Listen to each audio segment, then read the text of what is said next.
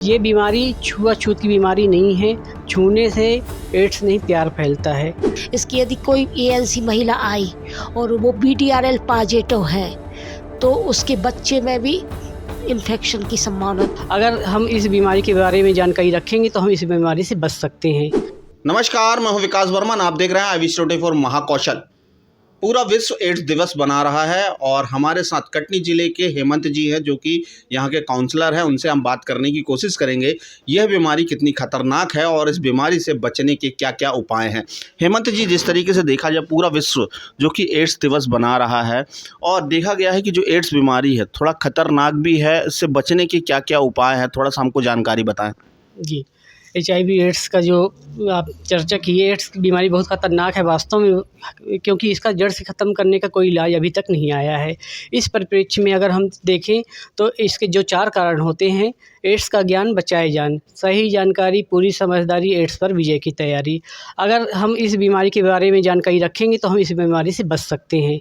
इसमें हमको सुरक्षा का साधन रखना है। उसमें तीसरी सुरक्षा प्रदान होता है। एक तो STI RTI गुप्त रोग से बचा जा सकता है उसके कारण से। दूसरा, अनचाहे गर्भ से बचा जा सकता है। तीसरा, व्यक्ति उस HIV एड्स से बच सकता है। दूसरा जो होता है संक्रमित खून चढ़वाने से। जब भी हमको ब्लड की आवश्यकता पड़ती है तो शासन द्वारा मान्यता प्राप्त ब्लड बैंक से ही हमको ब्लड लेना चाहिए और चढ़वाना चाहिए। और जब भी हमको सुई या इंजेक्शन लगता है तो हमको ये ध्यान रखना है कि डिस्पोजेबल नई सिरिंज का यूज हो रहा है कि नहीं हो रहा है। या नहीं हो रहा है तो हमको वहीं तुरंत टोक देना है कि भैया हमको नई सिरिंज से यूज आप इंजेक्शन लगाइए। जो चौथा जो महत्वपूर्ण कारण है HIV संक्रमित माता से उसके होने वाले बच्चे को, उसके लिए हमारे यहाँ प्रोग्राम चल रहा है EMTCT, elimination mother to child transmission. उसमें हम बहुत अच्छा वर्क कर रहे हैं, जिसमें अभी तक 22 पॉजिटिव गर्भवती महिलाएं की डिलीवरी हो चुकी हैं, जिसमें सारे बच्चे HIV का संक्रमण उनको नहीं हुआ है, सभी निगेटिव हैं। ये बहुत बड़ी उपलब्धि है, जिसमें उनको प्रथम तिमाही में HIV जांच की जाती है और जैसे वो डिटेक्ट होती हैं तो उनको मेडिकल कॉलेज ART केंद्र में रजिस्टर्ड किया जाता है। वहाँ से उनको निःशुल्क दवाइयाँ उपलब्ध कराई जाती हैं, जिसके तारतम्य में आगे उनको फॉलोअप में रखा जाता है और संस्थागत प्रसव के लिए हम मोटिवेट करते हैं और लगातार संपर्क में रहते हैं। इसके बाद बच्चे की डिलीवरी के पश्चात उसको एक नेवरोपिन सस्पेंशन दिया जाता है, जिसके माध्यम से HIV का जो संक्रमण है बच्चों में वो नहीं हो पाता है। और इसके बाद वो बच्चे को लगभग 3 विजिट करवाते हैं, उसकी जांच की जाती है 42 दिन से 60 दिन के अंदर। दूसरा 6 महीने के अंदर, तीसरा 12 महीने के अंदर और चौथा जो है 18 महीने के अंदर उसकी जांच होती है। इसके बाद वो कंफर्म नेगेटिव माना जाता है। जिस तरीके से देखा जाए कटनी ज़िले की जो अभी देखा जाए कितने मरीज हैं, कितने सस्पेक्टेड हैं और कितने बच्चे इस बीमारी से अभी ग्रसित हैं। अभी कटनी ज़िले का परिदृश्य से देखा जाए तो 161 पॉजिटिव हैं हमारे यहाँ, जिसमें 63 मेल पॉजिटिव हैं, 56 फीमेल हैं और 4 बच्चे भी शामिल हैं इसमें। और गर्भवती महिलाओं की संख्या हमारे यहाँ 22 हैं, जिनकी डिलीवरी 20 की हो चुकी है और 2 अभी ऑब्जर्वेशन फॉलोअप में हैं हमारे। अच्छा, ये जो डाटा है ये कब तक का डाटा है और कब से आपने ये चीज़ रखा हुआ है, जो डाटा आप बता रहे हैं? ये तो हमारे पास 2016 से मतलब कंटिन्यू है EMTC प्रोग्राम के तहत, और हमारे पास डाटा 18 का है फ़िलहाल, तो उसके तहत हम जानकारी दे रहे हैं। मतलब 18 से 23 तक मान के चले जो आपके पास डाटा है। जी, 18 से 23 तक की डाटा है हमारे पास। अच्छा, इसमें देखा गया है कि इसमें जो सुरक्षा है वो किन किन साधनों से की जा सकती है, इससे बचने के क्या क्या उपाय हैं? पहला तो सुरक्षा का कवच होना चाहिए। जब भी असुरक्षित यौन संबंध स्थापित होता है, इससे हम 3 तरीके से बच सकते हैं। और दूसरा जो है डिस्पोजेबल नई सिरिंज का यूज करना चाहिए जहाँ भी हमको आवश्यकता पड़ती है। और तीसरा, जब भी रक्त या खून चढ़वाने की आवश्यकता होती है तो हमको शासन द्वारा मान्यता प्राप्त ब्लड बैंक से ही ब्लड लेना चाहिए। और चौथा, हर गर्भवती महिला की प्रथम तिमाही में HIV जांच करवा लेना चाहिए, जिससे समय रहते उसको बचाया जा सके, उसके शिशु को भी बचाया जा सके। अच्छा, ये डॉक्टर साहब मैं भी एक पूछना चाहूँगा, काउंसलर हैं जो आप, मैं ये पूछना चाहूँगा कि यह बीमारी छूने से या जूठा खाने से भी फैलती है क्या?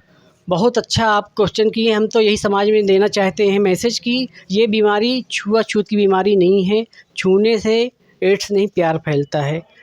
आप इसके एक ही स्विमिंग पूल यूज करने से, एक ही लेटरिन बाथरूम यूज करने से, घर में जो कपड़े होते हैं उनको यूज करने से, घर में खाने पीने के जो बर्तन हैं उनको यूज करने से, इसके साथ ही जो व्यक्ति घर में रहता है उससे भेदभाव ना किया जाए, क्योंकि ये HIV का संक्रमण छूने से नहीं फैलता है ना। इससे हमको विशेष सावधानी रखना है कि इस तरह से लोगों में गलत भ्रांतियाँ ना हो, गलत मैसेज ना जाए कि छुआछूत की बीमारी है। हमारे साथ एक मैडम भी मौजूद हैं जो कि काउंसलर हैं यहाँ के, उनके साथ काम करती हैं, उनसे भी बात करने की कोशिश करेंगे। मैम, क्या नाम है आपका? मेरा नाम संगीता पटेल है। मैं STI काउंसलर हूँ। STI मतलब सेक्सुअल ट्रांसमिटेड इन्फेक्शन। इसके लिए यौन रोग क्या कहलाता है? जब दो यौन साथी आपस में संबंध बनाते हैं, यदि कोई एक संक्रमित है उसमें और वो दूसरे से संबंध बनाएगा तो उसमें यौन रोग फैलने की पूरी संभावना होती है। इसके लिए हम सुरक्षा कवच अपनाते हैं।